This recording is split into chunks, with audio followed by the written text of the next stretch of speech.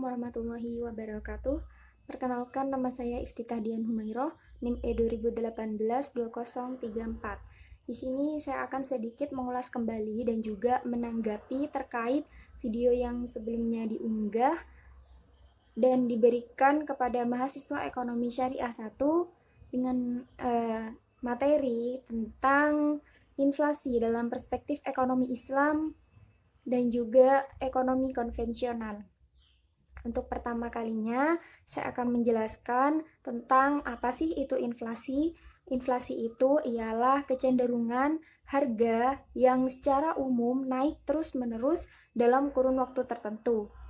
Misalnya, itu beras. Beras pada bulan Mei ini harganya sekitar 10.000 per kilogramnya. Sedangkan pada bulan Juni, beras itu naik hingga 11.000 per kilogramnya. Jadi dalam kurun waktu yang tertentu itu maksudnya naiknya harga mungkin dalam 1 bulan ataupun 2 bulan ke depan. Berikut macam-macam inflasi, itu ada 3 yang saya ketahui. Yang pertama itu berdasarkan sifatnya, yang kedua itu berdasarkan penyebabnya, dan yang ketiga berdasarkan asalnya. Selanjutnya juga ada sih sebab-sebab inflasi. Sebab-sebab inflasi itu ada yang berdasarkan permintaan, ada yang berdasarkan penawaran, ada yang campuran juga. Untuk yang sebab-sebab permintaan itu timbul karena adanya permintaan dari masyarakat itu terlalu berlebihan.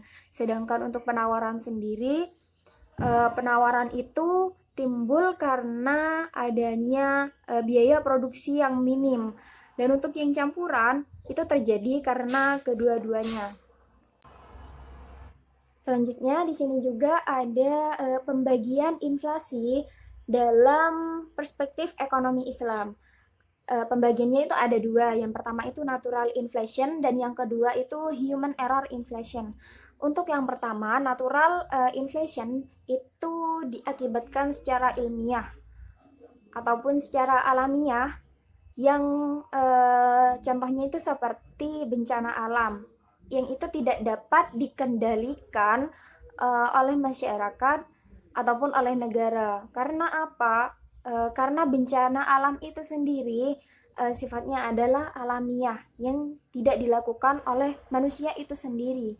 Jadi untuk naik turunnya harga permintaan ataupun penawaran itu tidak bisa dikendalikan oleh masyarakat sendiri yang diakibatkan oleh adanya sifat alamiah yang terjadi di negara kita.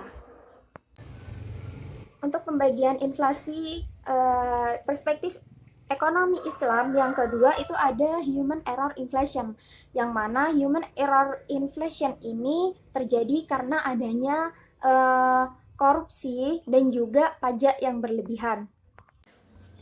Selanjutnya di sini juga ada dampak inflasi perspektif ekonomi Islam yang juga dapat menimbulkan gangguan fungsi uang ataupun bisa kita katakan dengan melemahnya tabungan ataupun melemahnya masyarakat untuk menabung, dan juga banyak masyarakat yang akan membeli barang-barang mewah dan juga melakukan hal-hal yang tidak produktif. Selanjutnya di sini juga ada solusi inflasi perspektif ekonomi Islam yang di sini menggunakan 2 kebijakan. Yang pertama itu menggunakan kebijakan fiskal dan yang kedua itu menggunakan kebijakan moneter. Kenapa sih negara itu harus menggunakan kebijakan fiskal dan kebijakan moneter? Untuk yang pertama, tujuan menggunakan kebijakan fiskal dalam Islam itu untuk menciptakan suatu stabilitas ekonomi, pertumbuhan ekonomi, dan juga pemerataan ekonomi pada negara tersebut. Dan yang kedua, kenapa sih harus menggunakan kebijakan moneter? Bank Islam itu juga harus mendorong pertumbuhan perekonomian dalam penawaran uang yang cukup untuk membiayai pertumbuhan potensial dalam output jangka menengah dan juga jangka panjang demi mencapai harga yang stabil. Mungkin seperti itu. Inflasi ini sangat ditakutkan oleh semua negara termasuk Indonesia. Karena apa?